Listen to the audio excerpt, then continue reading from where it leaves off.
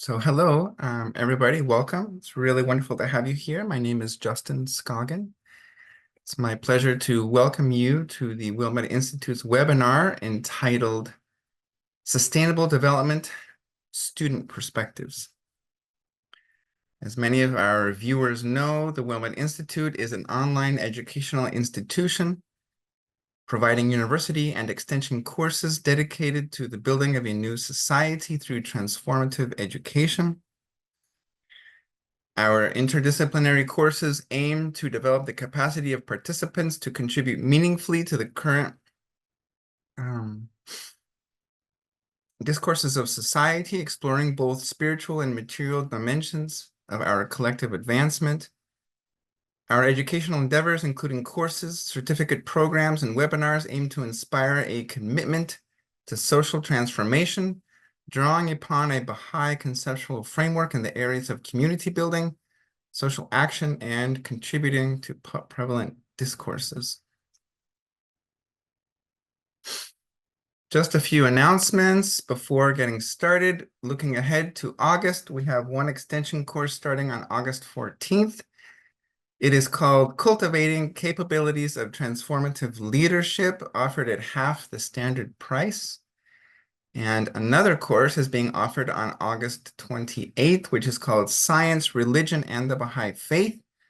For more information and registration, please access the Wilmette Institute website. The next course in the Wilmette Institute's Social Transformation Certificate program is called Human Prosperity and Sustainable Development. And this is the same course that we are going to be speaking about today. And this is on purpose. So the idea is for you to learn from the experiences of our students who took this course previously, so that you can get a great idea of what this course is about, what our purposes are, and how it works. And hopefully some of you will register for the course as well. Applications are open at this point for this unique tuition-free program. We are seeking students interested in committing to complete the program and providing meaningful feedback on each course. This is a graduate level program, so applicants should either have a prior bachelor's degree or be a student in an undergraduate program at the junior or senior level. And for more information, again, please see our website. So we're going to get started a little bit here. I'm going to introduce you just really briefly to our three panelists.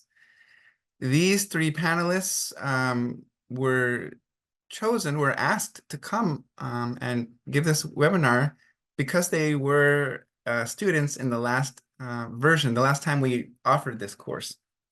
And they were wonderful students. So that's why they were invited. So in addition to all their wonderful professional and academic accomplishments, really the reason they're here is because we want them to share their experience the experience that they had in our course that we just offered recently. And we're going to do this a little bit differently than maybe you're used to if you've seen our webinars before. We're going to work this as a dialogue, as a conversation among these participants, not so much as a series of presentations.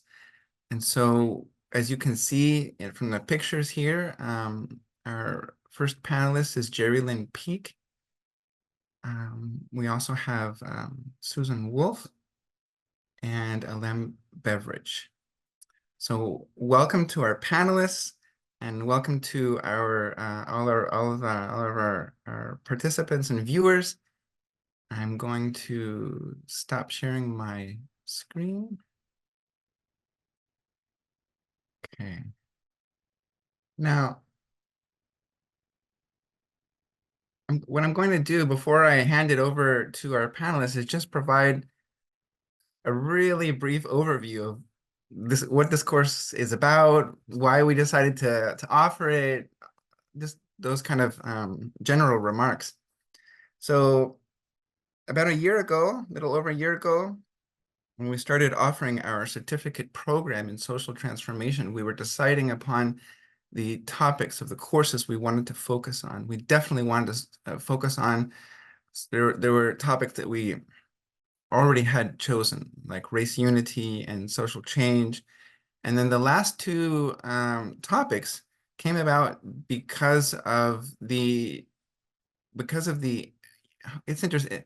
One of them was this one, the Sustainable Development course came about because of the interest from the Baha'i international community on this topic. This is an extremely important topic. It's being talked about at the highest levels of government and nationally and internationally. It's becoming more and more relevant because of the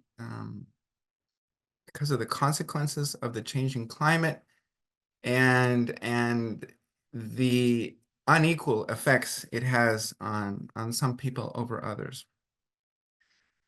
This is a topic that the Baha'i community is extremely interested in, but at the same time, we felt that maybe the American Baha'i community wasn't quite, hadn't shown quite the interest that we thought it should. Internationally, there's been lots of interest in it, and so we wanted to offer this course for the American Baha'i community to become engaged in the discourse around sustainable development. And the one thing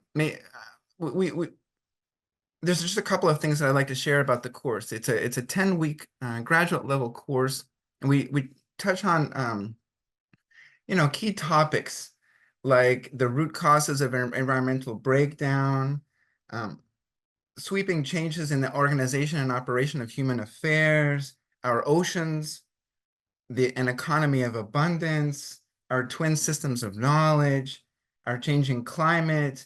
But we also engage with the 2030 Agenda, which is the United Nations.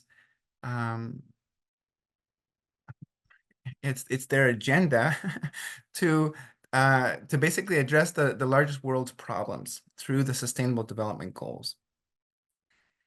This is the source of the most important source of the worldwide discourse around sustainable development to the United Nations. And so part of the course, as you heard me mention previously, is one of our goals is to raise capacity in our participants to contribute to the public discourses of the topics of our courses. And so if we are going to contribute to the discourses around sustainable development, then we need to know, well, what is the current discourse? What's going on? What are people talking about? What are the major issues? And what are the obstacles? And so this is something that we deal with considerably in this course. And we talk about the animal kingdom. We talk about the green transition. And we're going to talk a lot more about these in detail because some of our panelists have chosen some of these topics to kind of focus on to give you a better idea. And one last thing I'd like to mention is that we decided to choose as a through line for this course a recently published document by the Baha'i International Community, which is called One Planet, One Habitation, a Baha'i Perspective on Recasting Humanity's Relationship on the Natural World. And I'd like to emphasize this word relationship. I think you're going to hear it a lot today. Talking about sustainability, talking about environmental racism, talking about anything really, in the end, we're talking about relationships with each other and with the environment. And I think this is really kind of where we're going to focus our energies today in this panel. And so I think with that, I'd like to just open it up to our panelists and allow them to, I know they have a little program. You're not going to see a PowerPoint presentation today, but they have a program. And so, yeah, I'm over to you guys. Well, I get to start. We'll start each of us with a quote. That was one of the kind of nice things about this class is that it always opened with a quote, which reminded us that this is academic, but it's also spiritual in nature. Nature in its essence is the embodiment of my name, the maker, the creator. Its manifestations are diversified by varying causes, and in this diversity, there are signs for men of discernment. Nature is God's will and its expression in and through the contingent world. It is a dispensation of providence ordained by the ordainer, the all-wise, Baha'u'llah. So this is going to be a sort of, we're going to have some dialogue. So I'd like to start by asking a question, and I'm going to pose this first question to Alim. What were your thoughts going into this course? Hello, everybody. So I'm Alim Beveridge, and it's a great pleasure to be here. Thanks for inviting me, and thanks for the question, Susan. So I was attracted to the course for a variety of reasons. I mean, some of them have already been brought up by Justin. Some of these topics have been of great interest for a long, long time. And I fully agree that it's very important. I mean, it's one of the goals of the Baha'i community is to engage in discourses and to contribute to discourses in intelligent and wise ways. And so I felt that this is an important discourse. Justin laid out why very beautifully, but it's also one that I personally care about. And so I was interested to join the course, thinking that this is an opportunity for me to learn how to engage in these discourses in new ways. Just so you know a little bit about my background, I came from a background in having been in academia for several years, and I'd been teaching a course on business ethics, corporate social responsibility, and sustainability for several years. And so I was fairly familiar with the Agenda 2030, the Sustainable Development Goals of the United Nations, and what business is doing in order to engage with those and to address some of the most serious challenges that humanity is facing. Our societal grand challenges, such as climate change, such as poverty, and environmental degradation, etc. So, but it was I was interested in this idea of we need to learn more about sort of the Baha'i perspective, which is spiritual and material. It looks at both dimensions, whereas what we see mostly in the world around us looks only at the material. So I was very interested in learning what's the latest thinking within the Baha'i community, because I was somewhat more familiar with what's being said outside of the Baha'i community. I also knew Justin, so I knew that this would be a good course just because I know him. So that was another thing on my mind as I approached the course, and I wasn't disappointed. It was a great course, learned a lot, and as I'll be mentioning later, there were also some interesting things I learned along the way because of some challenging things that I encountered in the course. Right. Geri, what were you thinking and what were your thoughts? Thanks, Susan. So I came to this course because I had 2 days before the deadline heard about the social transformation certificate course and the first course in the series that was looking at social action. And I very quickly contacted my friend Susan and another friend, Chloe, who says, hi, everyone, who I just dropped at the train station. And I thought that the type of work that I do as a public health evaluator and researcher that is really tied to social transformation. So I thought, how cool would it be to have like certificate in social transformation? That would be cool. And develop more capacity for linking the Baha'i principles and universal spiritual principles to the material principles that are aligned with justice and transformation. So this for myself and everyone in the certificate who started at that first course, this was the second course made available. So honestly, I was like, okay, so we have a course that's on that centers Blackness, and we have a course that centers social action, and there's a sustainability course in between the two that not so much I have to take, but I'm, you know, a little personality. I'm an earthy, crunchy kid born in the late 50s. I, you know, wear Birkenstocks and compost. I garden. I try to eat healthy. I believe that we should save the environment. And, you know, I think I'm overall a good person in that way. So I thought, okay, this will, you know, be interesting, but, you know, not where I wanted to put my effort. And spoiler alert, this is the most transformative course for me in the series because of the challenges that are made to the current sustainability rhetoric that is driving action that is not at all going to take us where we want to go in terms of preservation of the planet and its creatures. And along the way, was introduced to so many bright minds exploring these ideas and informing my perspective and expanding my discourse. So I'll stop there. And Susan, what did you? Yeah, it's kind of funny. You said so much about what I was thinking. This was, of all the courses, I was really excited about social change because I'm by training a community psychologist. So I was trained in social change and I was like, oh, this is going to be so great. And then there was the one on racial equity, and I was like, that's perfect too, because a lot of my work is there. And then there was this one in the middle that, you know, of course I wanted to finish the whole certificate. So it's like, okay, I wasn't so excited. It's like, oh, you know, I'm already environmentally aware. You know, I recycle, I drive a hybrid, you know, I keep my thermostat high in the summer. So, you know, I'm good here. What, you know, I read all this stuff. I've heard all the speeches and, you know, all that.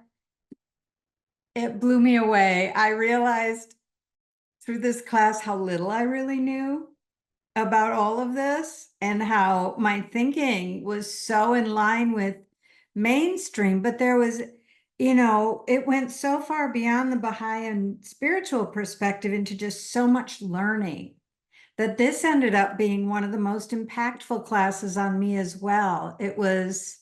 There was just so much I didn't know that, yeah, this probably was one of the most impactful classes rather than, you know, like, oh, I got through it. When we got done, it was like, wow, it was a good class. So I was really glad it was put in there in the end. So I'm going to now turn this over to Alim. Hey, thank you. And just to those who are here in the audience today, we would love to hear from you. So if you have any questions, feel free to jump in anytime, post them in the chat. We would like to have this be more of an interactive dialogue and conversation, not just between the three panelists, but also with questions from the audience if you have any. So please, if you have any, post them.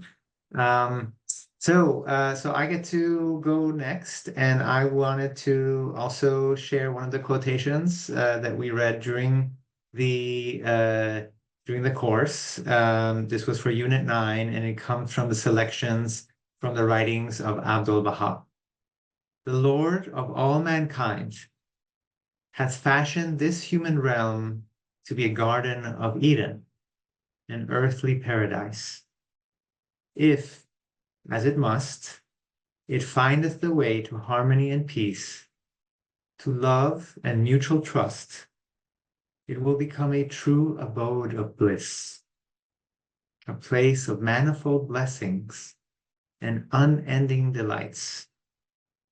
Therein shall be revealed the excellence of humankind. Therein shall the rays of the Sun of Truth shine forth on every hand.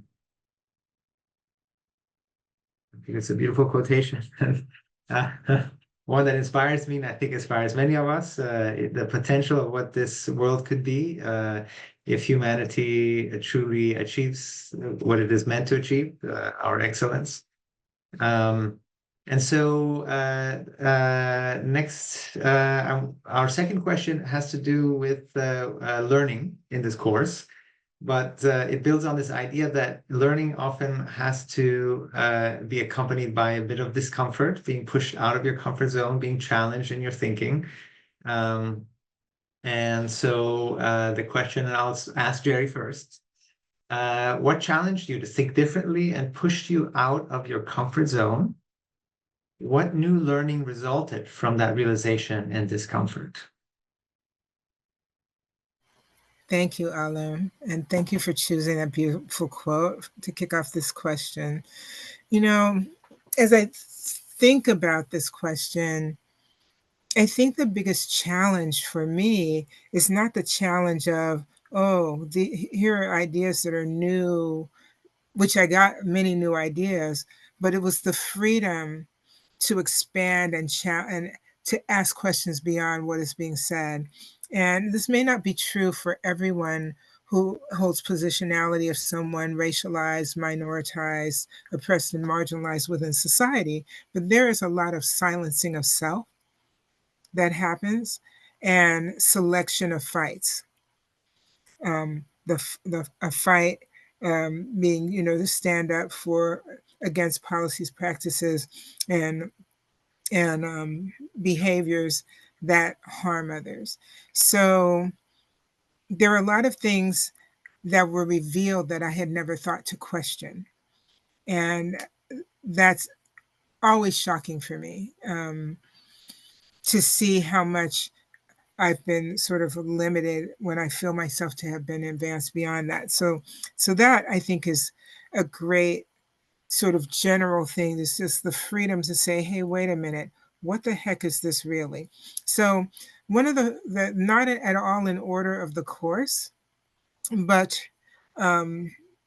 coming early in the course, we were introduced to someone I'd never heard of before, whose name Amitav Ghosh. And he's both a fiction and nonfiction writer. And he uses real evidence of human behavior to construct his fiction writing, but he also writes about those instances from a nonfiction perspective. And we were introduced to a book called The Nutmeg's Curse, which we had a section to read, and then we had options. And one thing that's really beautiful about the course is as the social transformation certificate was evolving, and evolved from being heavy peer-reviewed or academic writing to a greater and greater mix. It was always a mix, but a greater and greater mix of items, including, we were going to play the song at the beginning, but maybe we can play it at the end. I'll pull it up. So that even like popular songs that address issues, just to stimulate our thinking and really promote this idea of reading reality, which is something that the universal governing body of the worldwide Baha'i community has asked Baha'is to remind themselves that part of our job is to read reality. And honestly, people think of it in really different ways, but it's really about individual and collective research. What is going on out there? What are people saying? How does that align with what I'm seeing? What am I saying? How does it align with what I'm seeing? How does that align with spiritual guidance? How does that align with material reality? And read that reality. So Mr. Ghosh pushed me. Actually, I think of him more as Amitav because, we're all brothers and sisters. And he, there's only a real friend who will tell you the truth like he tells it. So one of the first things that he said that shocked me, that I also feel like I should have known, is that he casually, in a blog that we were invited to listen to that's about 40 minutes long, casually states sort of, well, chattel slavery was what created the mechanism for capitalism as we know it. Now, I always thought it was greed and capitalism that led to the capture and enslavement of people to bring to this country to replace those who had a foothold and were better able to fight or resist enslavement, not as successful about infection and murder. But, I was blown away by this news and really had to look into other resources and think about it and read that reality and say, it wasn't bare greed. it wasn't um, acting on a clear framework. It was it was insist on harm to get one's way and benefiting from it serendipitously in ways far beyond the plan. And I found that to stop me in my tracks and really caused me to think very differently. And I'll drop one other and then see what Susan wants to say, because we have a lot more to say, but as Justin is our timekeeper, it seems like we're never going to get to the next question. He'll just stop us, because this is a very meaty question. The other thing that he said somewhat casually in the interview, he says, well, everywhere that Europeans went, they terraformed. Now, I'm a big science fiction and fantasy and speculative fiction buff. I love the genres. And terraforming is a big part of science fiction genre, where you go somewhere because your planet ain't doing what it's supposed to do, and you're going to, yeah, I said ain't in an academic course. I'm going to say it again probably. And the climate will not sustain one. So people are looking primarily at ways to force the climate to be how they want it to be for them. Occasionally in science fiction, there are some actually very beautiful examples where people learn how to transform themselves to match the climate. But generally, it's about force, it's about dominance, and it's about control. And I had never thought about, even in public health, knowing about people making concrete buildings in climates that doesn't make sense to live in, and all of these kinds of things. Never once thought of applying the term terraforming, which immediately sharing with some of my colleagues, we began to talk about it as not Terra, terra, earth forming, but instead as terror, terror forming, bringing terror to these environments, environmentally, socially, economically. And it just really gave me a new perspective and a new language, because I do obviously like to play with words in terms of reading reality. What happens when you try to force upon a climate and environment, the peoples and animals within it, a way of being that does not fit them? So I'll stop there. I think, are we going to go around a couple of times on this question? Susan? I think it's a great idea. Yeah, I think we should. Susan, how about you? What are your thoughts? This one, there was so much. I mean, I could go on and on too. But I think some of the things that were challenging is some of the things, just the assignments and the topics. We started right out learning about things, what happened outside of Houston, where they built a neighborhood that was ultimately consumed by the sea. And that, just that thinking of the impact of what's going on with the climate, this displacement. And if we think about the importance of community to people, to all of a sudden, and I've learned this has happened to a couple of islands. I mean, so this is something really happening. It's breaking up communities. People are having to disperse because they can't live where they are, their whole place. And it reminded me of doing some work after Katrina, where the hurricane came in and it wiped out an entire town. And someone said to us in an interview that everything she knew from the time she was a child, all the places, think about how we walk through our environment and there's such a familiarity. Well, all of that was yanked away from everybody there. Well, they still had their place though there. And in this case, not only is everything familiar being ripped apart from people because of this, but they're being moved and separated at the same time. So just starting with that stark realization of the sort of impact was like, oh my goodness, because I think that so often we don't want to think about these things, but I think it puts forth that idea that we need to think about these things. We need to care. And when we think about unity and us being one, what does that mean regarding oneness? And then, of course, I forget which unit it was, but we read had the option to read a chapter out of Braiding Sweetgrass by Robin Wall Kimmerer. That was a favorite of mine.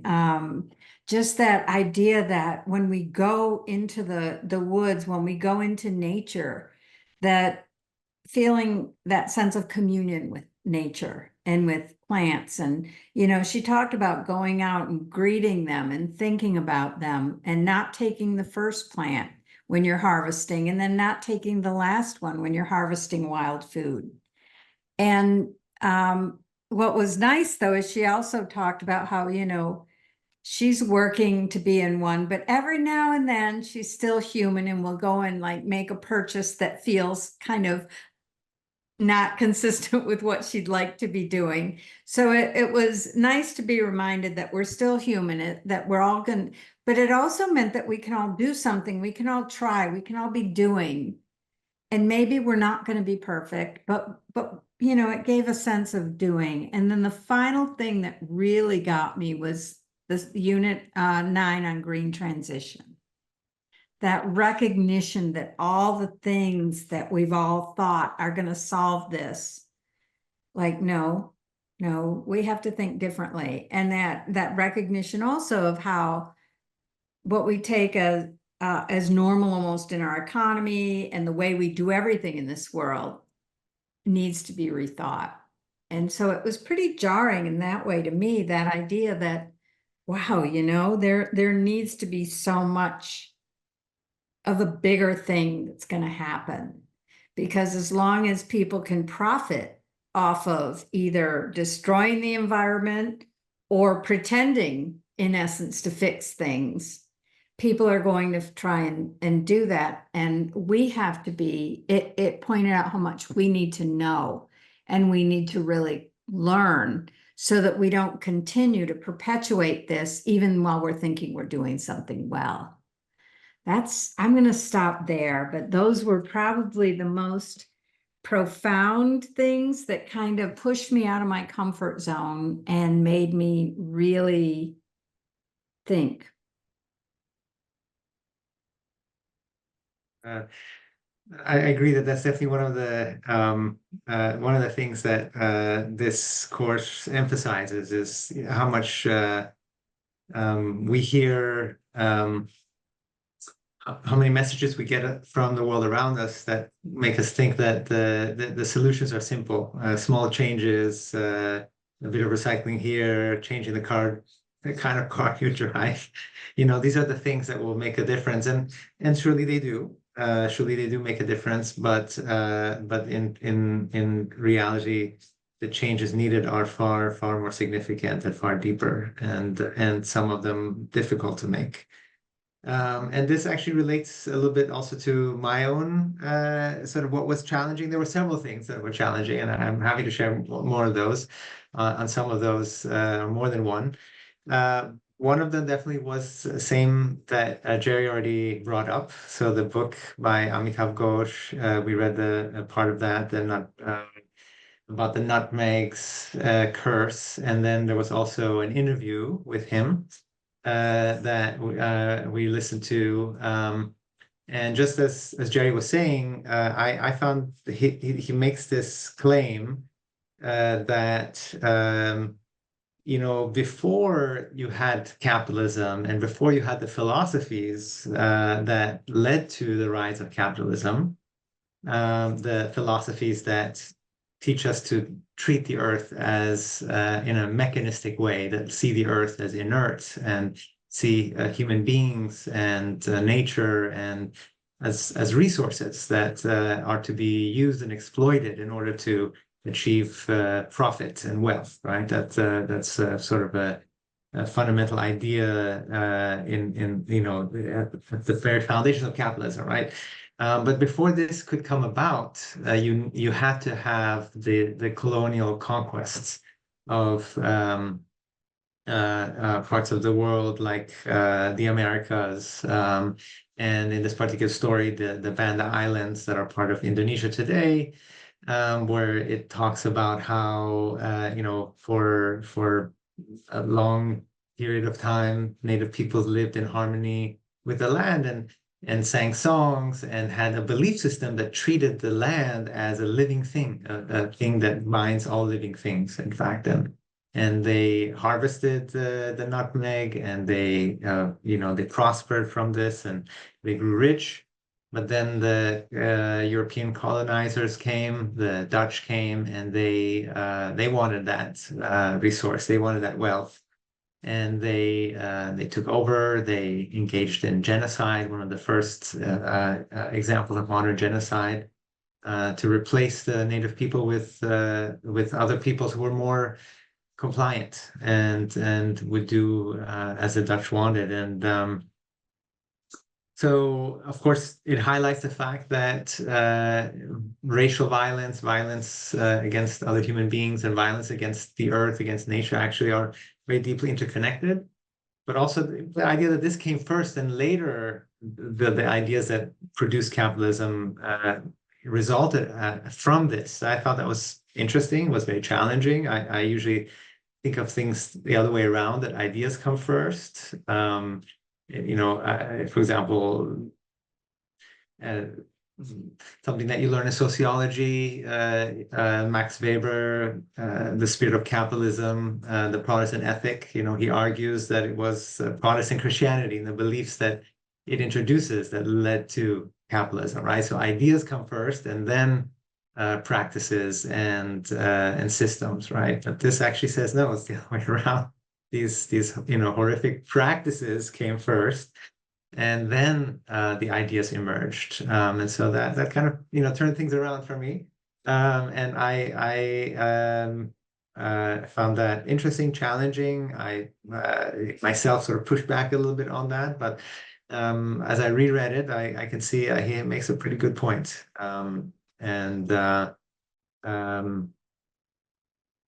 but I like how he really emphasizes this,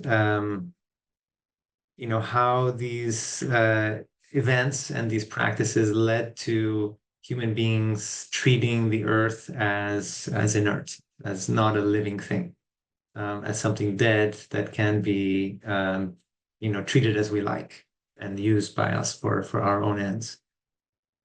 Now, another reading that this was an optional one that I kind of was intrigued by the description in the syllabus. It says it's an essay. Can I Yeah, interrupt please, you go really ahead. quickly? Yeah. Yeah.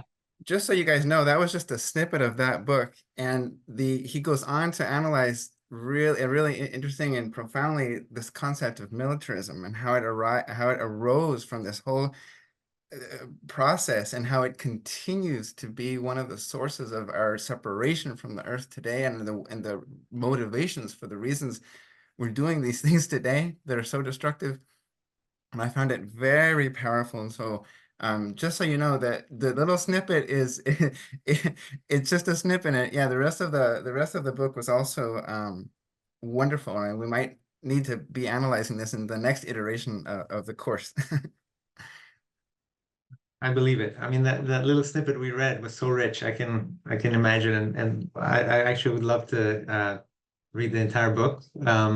And there's an interesting thing that he also points out, which I'll get to again.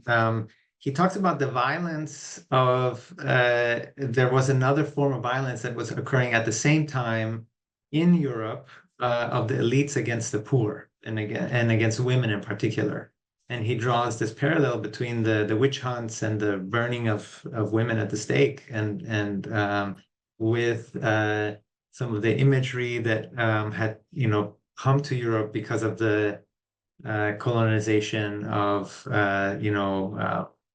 lands in the Americas, and how some of that imagery of savage people who needed to be subdued was also applied to persecute the poor and women within Europe. So that was another really amazing, interesting connection, very sad and terrible, but eye-opening at the same time. But I think that the paper, I can honestly say there was this one other reading that actually upset me quite a bit. And I was first intrigued to read it. It was an optional one. It's called War on the Air, Ecologies of Disaster, and it's described as, it examines 3 stories of atrocity that demonstrate how whiteness has inscribed itself onto the land through violence.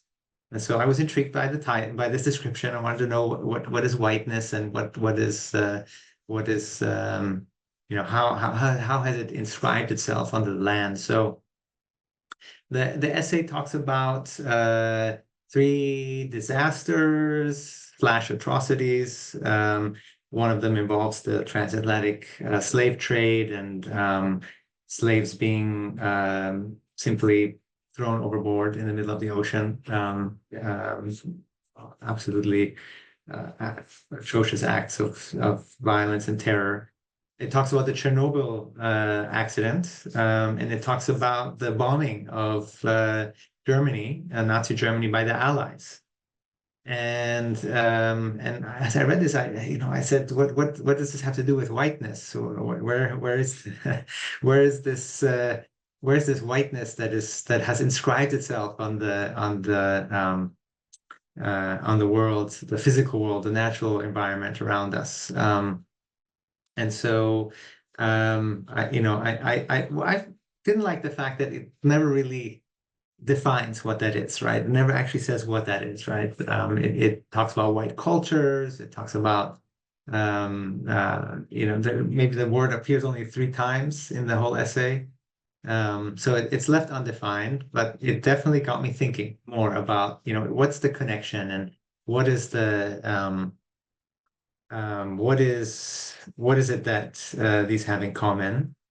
And it actually led to what became my final project for this course, which was to interview some youth who are engaged in the various activities that are part of the Bahá'í Framework for Action, to see their thoughts about the connection between racism and the destruction of the environment and capitalism, to see their thoughts about how we can engage in discourses as we engage in these activities, and what do they think about terms such as whiteness. And that was a very a good learning experience in and of itself. But in the end, I reread both this essay and the snippets of gauche that we encountered, and I have to say, I think the way that gauche approaches it was far more satisfying, in explaining that there is a particular project by a particular group of people who are the elites, who are over a period of time creating a new, what he calls a metaphysic, that as we said earlier, treats the earth as inert, and it basically gives us the permission to exploit and destroy the earth, as well as act of violence against others who are also seen as non-humans, as less than human or dehumanized. So that perhaps could be seen as whiteness, and not something that is characteristic of everyone who shares a particular trait in the shade of their or color of their skin. But I think we all had a little bit more that we wanted to share. So, and I think we have time. So do we want to go another round at this? Maybe react to each other's responses? Geri or Susan? Yeah, I mean, I want to start with just acknowledging that although we haven't had much time to delve back into it, a lovely friendship began because of these interesting conversations. Clearly, Susan and I were friends prior to the course because I drug her over here. But for Alim, we took time to have some discourse together. And I think that that's something that is also very important, because from a framework, when you think about what it is that African and Indigenous people have to provide to the transformation of society, there are many, many things, but one of them is the prioritizing of relationship. And when we're not in relationship, the very behaviors that are described as part of what whiteness is, which people that we didn't study, like his name just went in and out of my head. Bayo Komalafe talks about Blackness as the resistance to how the well-described traits that Alim just mentioned of how a small group determines to put within their power all that is on our planet. And then Blackness as the force fighting against that, sense of dominance and hierarchy and privilege. And I have been talking in my work about, sort of more jokingly, but doing work around racial equity and justice, that if you uphold these practices, that should make you white, because phenotype has nothing to do with heritage, or rather, phenotype will not tell you necessarily about heritage. For example, if you scramble my mother's theoretically actual and my father's presumed proportion of quote unquote European or Far West Asian heritage, if it were scrambled a different way, you would call me biracial. But because it's spread across two people, even though it would add up probably to about 100% of a person, but because it's divided among two people who both identify as Black and were told that they were Black because that is a designation that was put upon people, these color categories, then I too am Black. And in fact, with the one drop rule, I'd still be Black. But so you have all of this mixed up in this identity of whiteness, because there are a lot of people like, well, I'm not doing those things. And to take it even maybe a step further, one of the people who I interviewed for a different course was with me this weekend at a retreat. And we ended our conversation talking about epigenetics.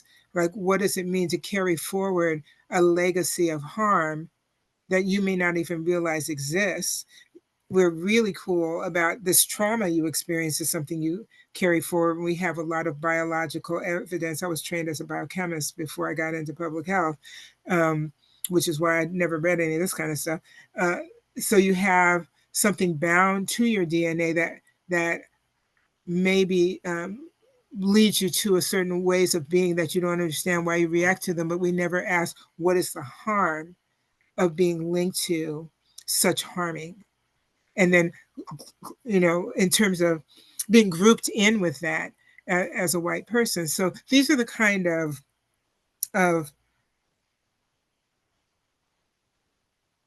explorations and curiosities that rise up by looking at spiritual principles in alignment with the reporting of the reality of what has happened. So, but I did want to mention one other thing, and maybe actually I'll wait and see if we can do it before we go to the next question, because I'm sure Susan must be chomping at the bit to get in here.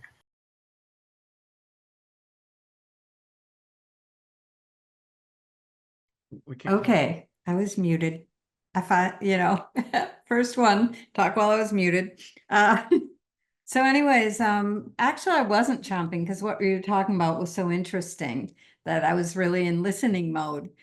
But the one thing when you were saying that it reminded me of our learning about how a lot of our so-called recycling goes to these islands in Indonesia where it's being burned and where it's taking over the islands. And that's another representation to me of the behavior of whiteness, the thinking of whiteness, that, well, I recycle, I'm fine, without ever, and I'm guilty of this too, without ever exploring, are we really recycling that, or where is that stuff going after I put my little bucket out front? And so to me, it's that.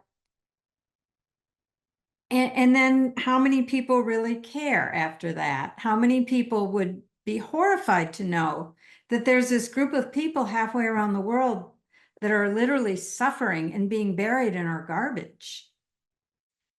And somewhere along the line, and I believe this is based in that cultural phenomenon that's part of whiteness, somebody thinks this is okay because we revere people that find creative ways to make more money. And so somebody's making more money by scamming us into thinking we're all recycling. And they're making it off the backs of another group of people halfway around the world who are less, economically fortunate. So that was all that was really coming to mind while you were saying that, is that whiteness has to do, it comes from people who live in white bodies for the most part. And it's also a broader way of thinking, this sort of that whole idea of white privilege, of white superiority, has lent itself into thinking in ways that facilitate these kind of behaviors. And I'm not sure it's all white-bodied people supporting it, but it is.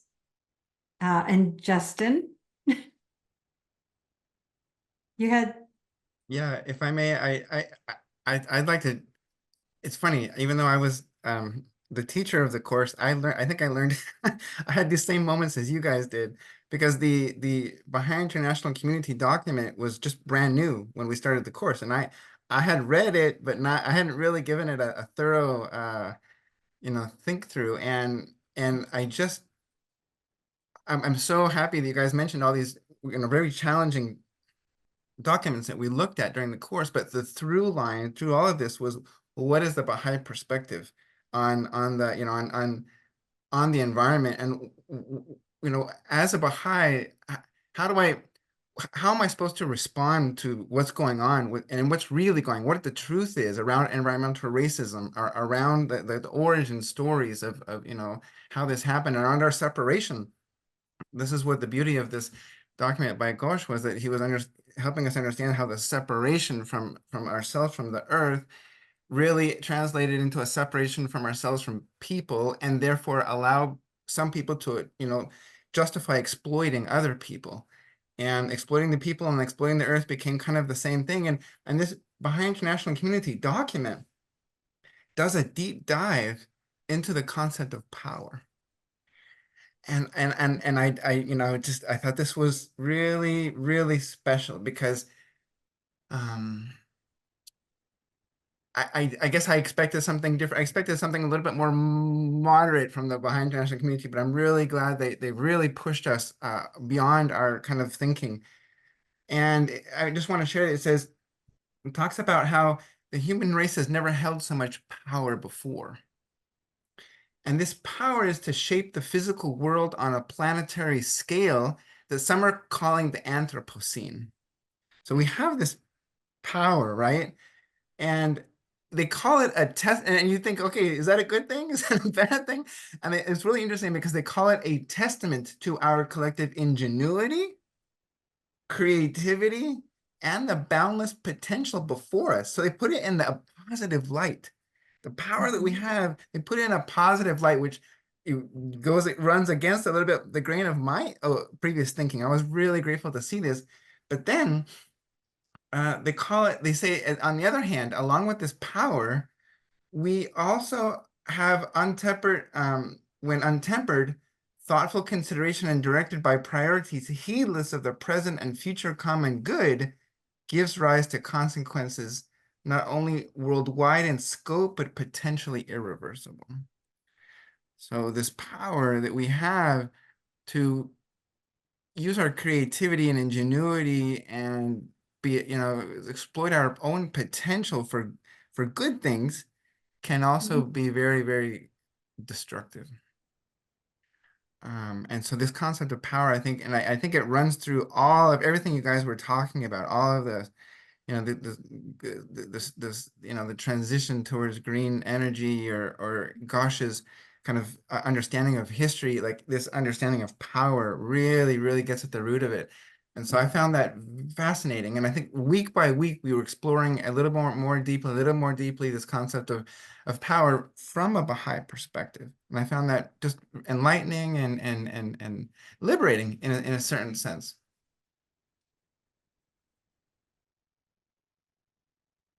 Geri, I want to hear more what you had to say. If Alim doesn't have something to say, I can say more, because it did, for me, lead. And I love, actually, Justin, I thank you for bringing that in because I was like, we got to talk about how we get out of all this horrifying, so that we're horrified with everything and challenged in those ways. But as we had talked about before, the setting into motion of a pattern of action as a mechanism of social advancement. We don't like to look at it that way, but chattel slavery set in motion a mechanism of social advancement that is unjust and is founded on something other than the spiritual principle of the oneness of humanity and the requirement of stewardship of all that is on the planet.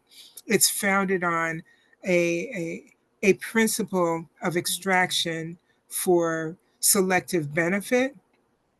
And out of that comes not only the expansion of the ideology of whiteness as a thing rather than a set of persons, often attributed or associated with a set of persons, but also, and I went to a retreat, I'm not supposed to say but anymore, and also it allows for others to adopt that as the pinnacle of advancement or the passage towards advancement and replicate harm without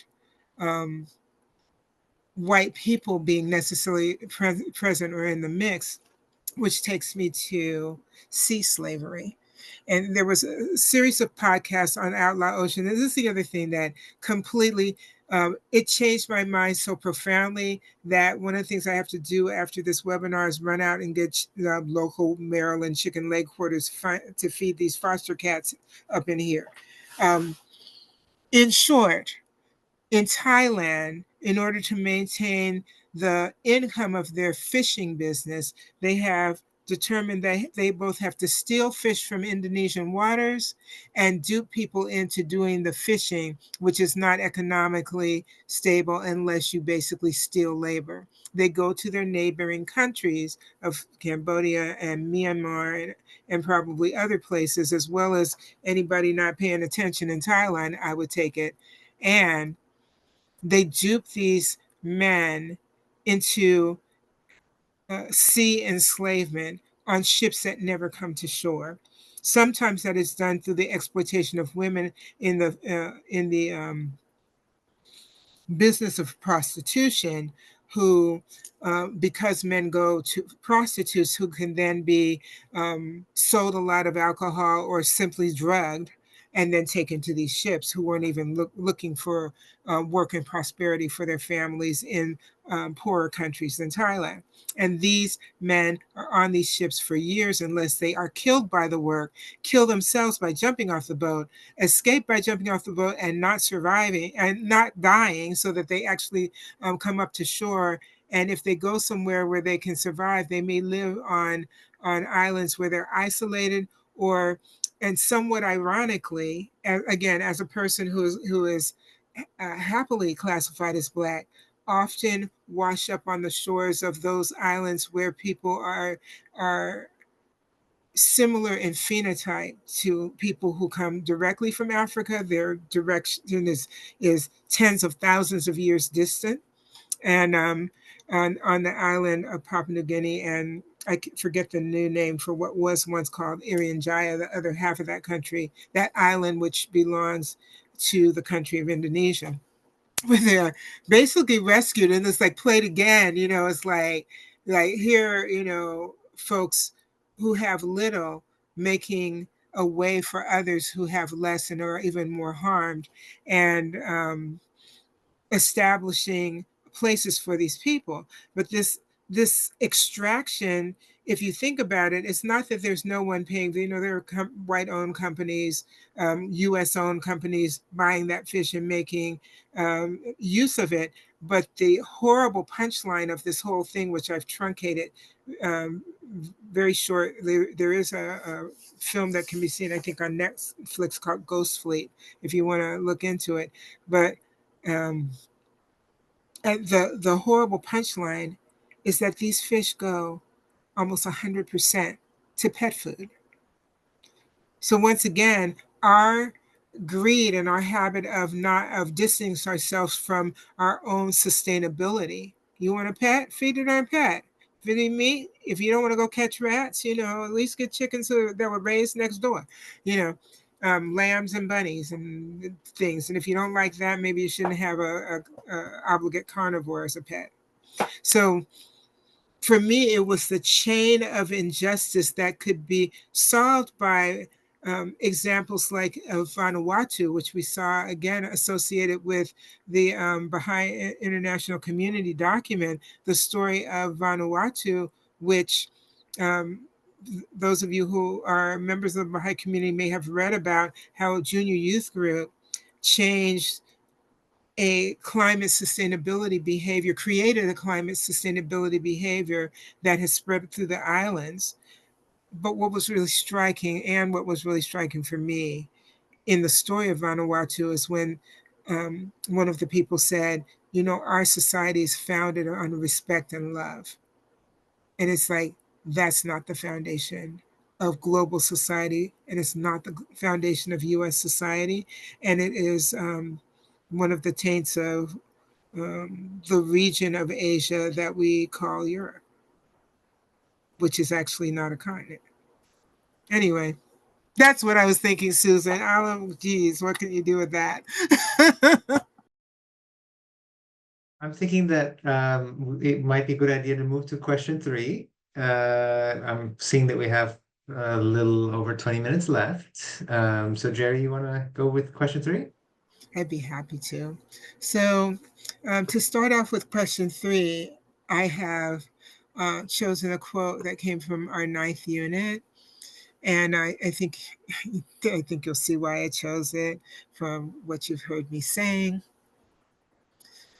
Abdul Baha shared these words as part of a longer talk.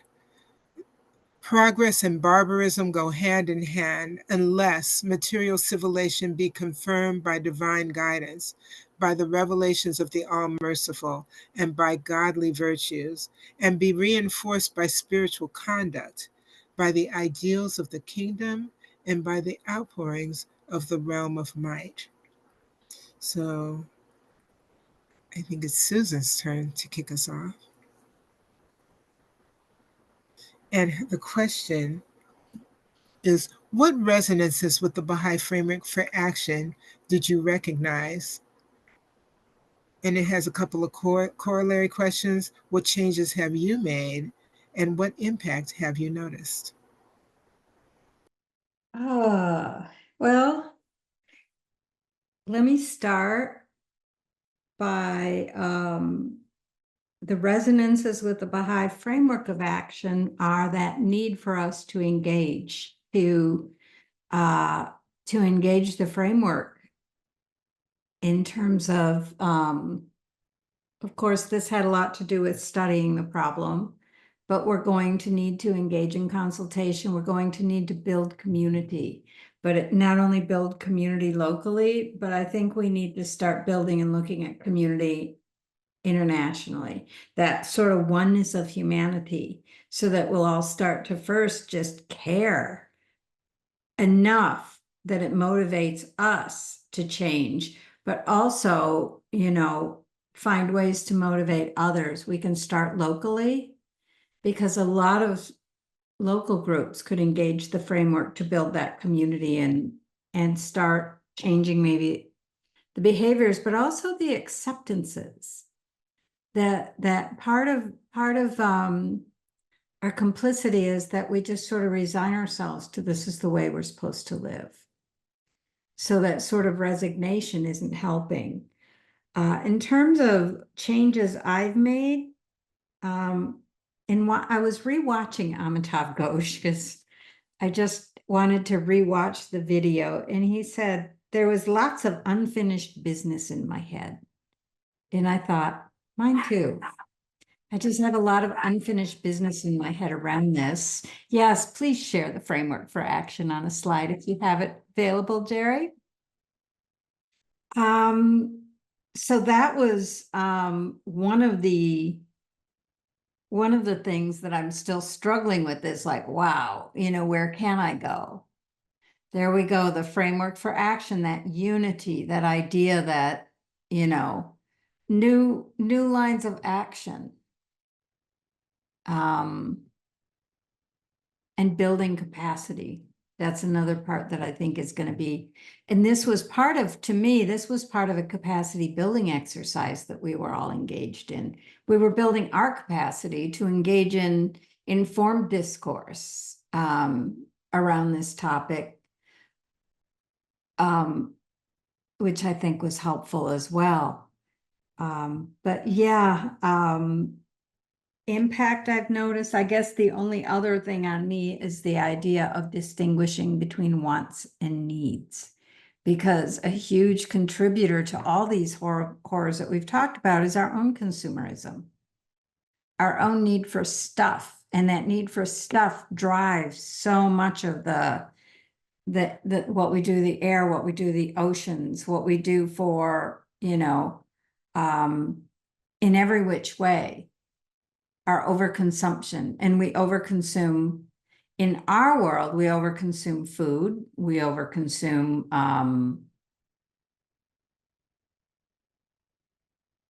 stuff.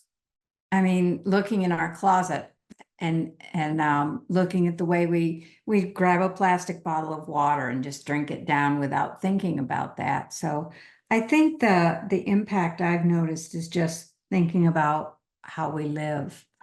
And but yeah, thank you for the reminder slide, Geri, because we've been talking for a while and there was so much in this course to think about that just going back over and thinking about all the things we learned was a little overwhelming for me sometimes, in a good way, because it reminded me a bit.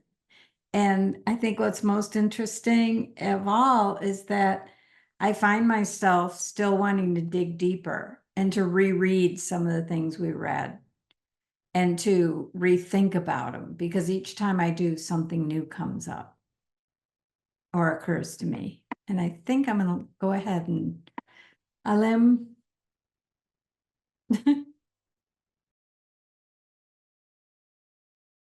Susan.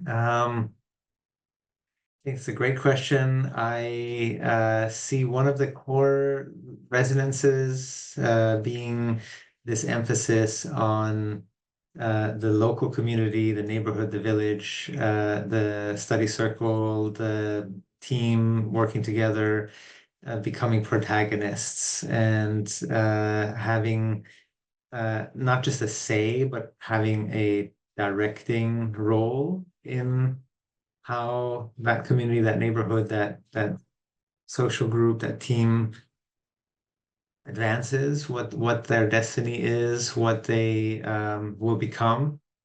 I mean, it's something that I've thought about before, I've read about before, I've heard about before, but I think it really came into focus much more sharply. And you know, we talked about Vanuatu Tana, that community. We saw a video, we saw how the junior youth in that community you know, came to the elders with a solution, with a proposed solution on how to do something about the dying reefs. And they you know, brought the blessing of the chiefs, and they brought the community together, and the community listened to the junior youth, and they consulted, and they decided that they were going to implement this ban, and everybody abided by it. And you don't see any outside experts, nobody, you know, with a PhD or from the World Bank or the United Nations or any other organization there trying to tell them how to save their reef, or, you know, you know, it is beautiful. At the same time,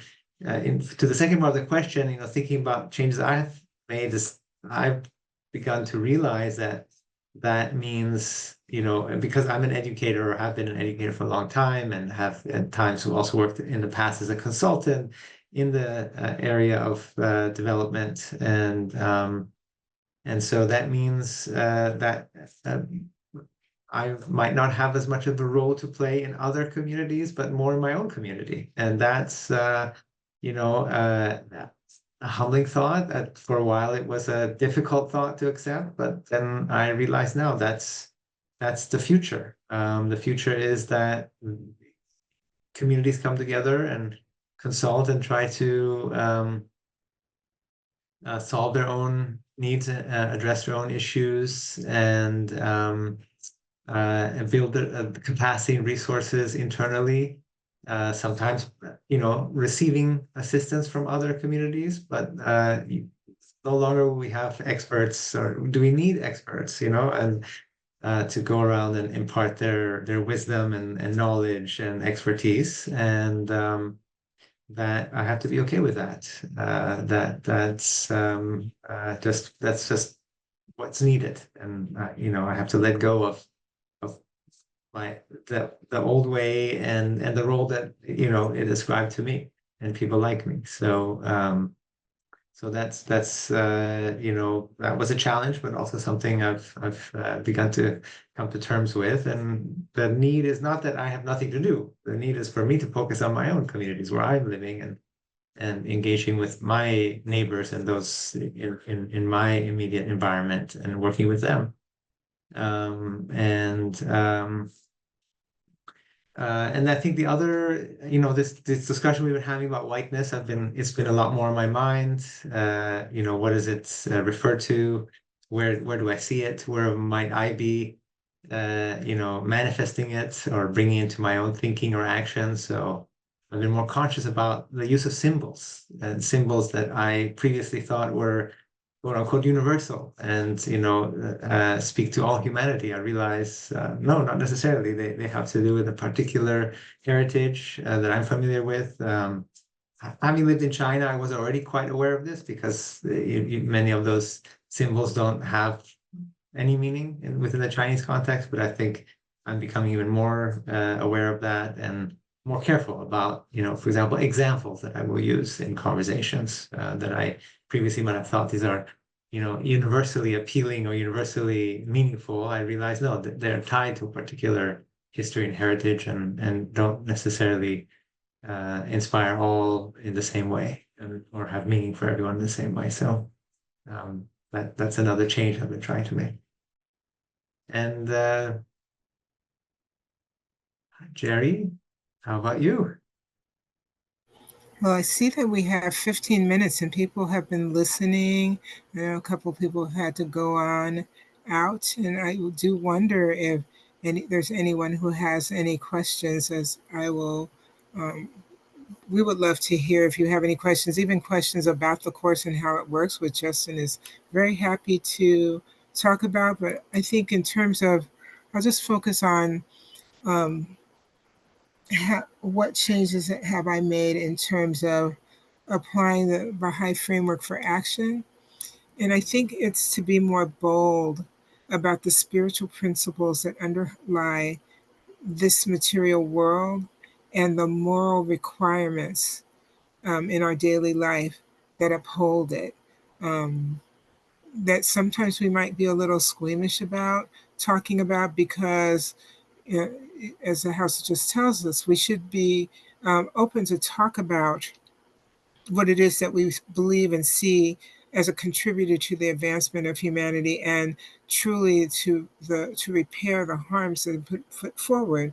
But we never impose our standards upon others. So if we can find that balance of not othering when we share these ideas, what we're actually doing is creating coherence between what underlies the actions people take within the material world.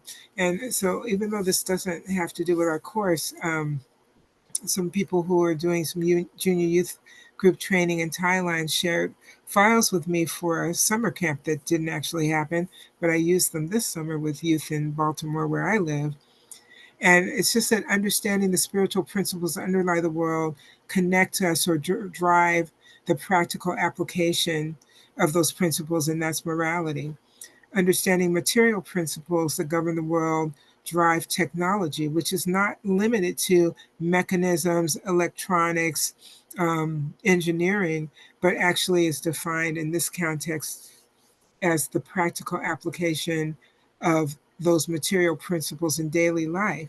If we don't have a connection to a spiritual principle, like the oneness of humanity requires us to love and support the existence of all humanity, then we'll come up with material principles that abrogate that. And if we don't listen to our innovators like Amitav Ghosh, who spoke also about the voices of non-sentient um, entities, not just bugs and animals, but chemicals, substances, minerals, which Abdul Baha speaks about those things and how they're connected. But we think out of this sense of superiority that has become the norm that we're better than a, a, a, a an element that is made up just of a few atoms that repeat in series or what have you. And if we see them as integral to the reality of all that is, we'll be much more respectful of them and loving of them. So I wonder if anybody has questions. So we have had a couple of questions from Jennifer, and the first one was just about some of the documents you guys had mentioned. And so I shared just a few there. There's many more, like I said, there's many more. And then she also asked if the course is entirely online. And Susan said that, yeah, it is. And the proof is that we're all from different parts of the country. Alim and I live in California, and you guys are on, I think that, where are you, Susan, right now? In Texas, right now? I'm in Texas. Yeah, so Texas, Maryland, California. So in that sense, it is. But at the same time, the course project that a couple of the panelists referenced requires you to get involved in a local organization that is working with the topic of the course. And this is true for all of our Wilmette Institute certificate program courses. And the purpose of that is to learn from other people about what they're doing on that topic. And while you're learning from them, you're also sharing ideas from the course about that you may think those people might find really relevant and interesting and impactful for their organization. This is the way to get our participants to contribute to public discourse. And so when people are sharing things that they're finding in our course and listening to other people and learning how other people are dealing with these very important issues, um, that is the way we've conceived of contributing to public discourse. And so that local work with an organization is an extremely important part of the course. In fact, we've made it more and more important. Every course we've offered, we've made it a greater and greater part of the course. And so in one sense, it is entirely online, and in another sense, it requires you to do some local work.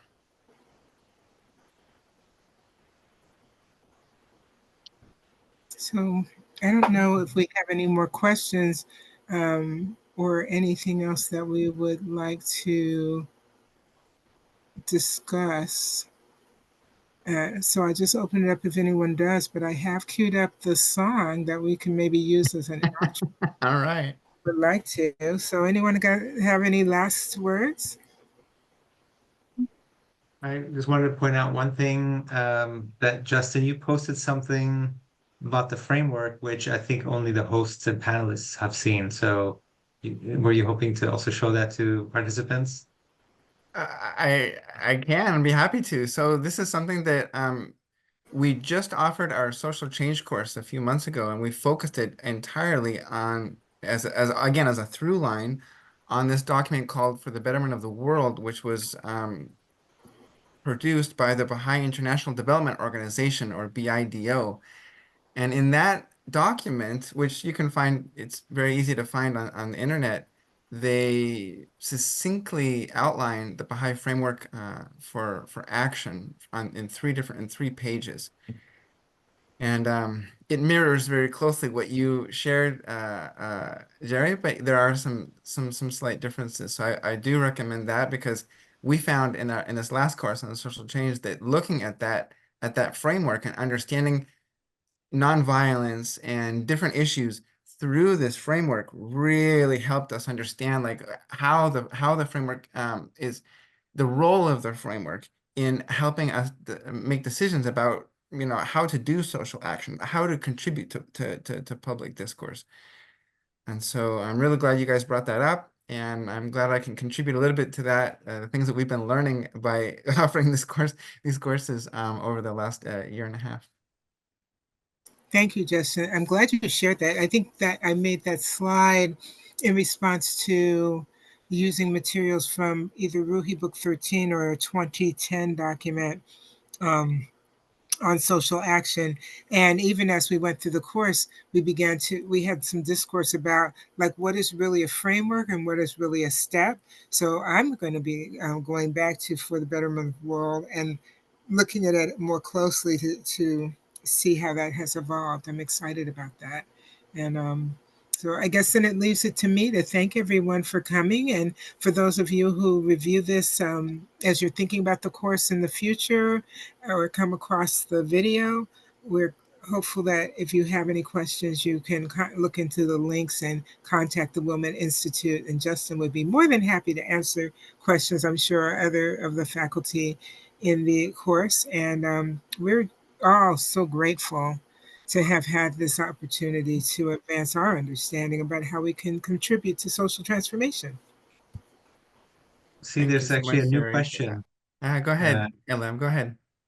I just saw there's a new question that popped up. What is the difference between discourse and discussion?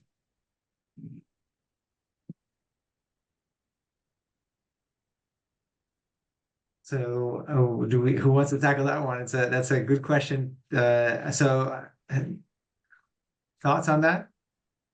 I can frame the answer, and then maybe you guys can give some more specifics. But let's just remember that for the last decade or so, the Universal House of Justice has been basically helping us see our actions as kind of three different types of actions that we could contribute to changing the world. And one of them is through community building, the other one is through social action, and the last one is contributing to public discourse. And so these are kind of the three areas of endeavor that the Baha'i community kind of focuses its energy on.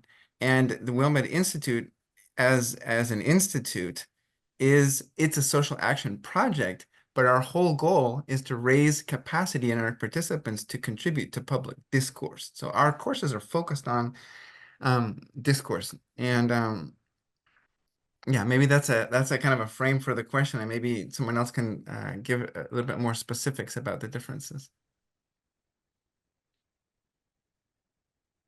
I mean, one thing I would add is a discussion is what we've had here, a group of people engaging in a conversation on a topic or set of topics in a certain moment in time, in a certain place, whereas a discourse transcends one particular discussion. It takes place and involves many different forms of communication over a longer period of time with different people stepping in and out and contributing in various ways. And it in a way involves and it could involve an entire society, it can sometimes in very invisible and unconscious ways shape our thinking. So I think in the majority of the cases, in fact, it is unconscious and invisible, and part of engaging with the discourse is making people aware of the fact that this is happening, and then suggesting alternatives, suggesting new ways of thinking about things or talking about things.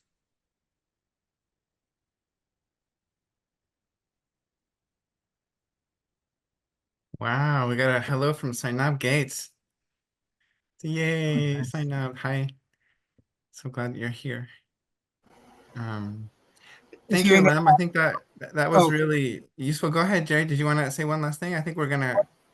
Yeah, I was just saying to Zainab Gates, I'm not sure where in Argentina you are, but I do have a friend, Eric Monti, who lives in Argentina in the capital city. So if you know him, say hi.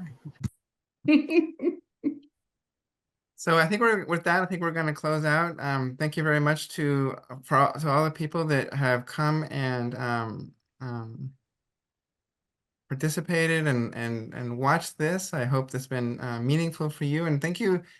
I want to really extend a very special thank you to our panelists who are doing this out of the kindness of their hearts, and because the course touched their hearts, and that you guys would come on and share such profound ideas, and it's in such a way that was so interactive and dialogical. I think is really nice because it's indicative of how the pedagogy of the course, like how the course is run. We're having discussions either on the forum or in the Moodle or in through Zoom that are just like this, that are very meaningful and that are back and forth. And some of them are challenging. They're not easy, and it's really nice to hear. I think this is a really great example of how our courses are run. And so I want to thank you guys very, very much for going back over the materials and remembering all the moments that we had during the course, and some of the materials that you found mostly powerful. As a as a as a teacher of this course, I also learned a lot. And I think Geri hit the nail on the head when she said that it's really the community that makes a course. And so the people that came into this course, yeah, might not have been, completely motivated by it initially by the topic, but I think once we started understanding that relationships, everything is about relationships. And when we talk about social change or environmental racism, it's all about how we treat each other and how we see ourselves, and therefore how we treat everything around us. And this is, the analysis of the Baha'i international community, I think, really challenged us and really elevated our speech and our mode of thinking, and helped us tie together a lot of the misinformation that we're seeing out in the world today that Alim mentioned, I think, so perfectly. And helped us understand what's really going on and what the consequences of our actions and the responsibilities that we have to our local communities. I think that's also a huge part of our course that we have through our project, where everybody gets involved with people that are doing things on this topic and learns from them. And so I think with that, yeah, thank you very much, everybody.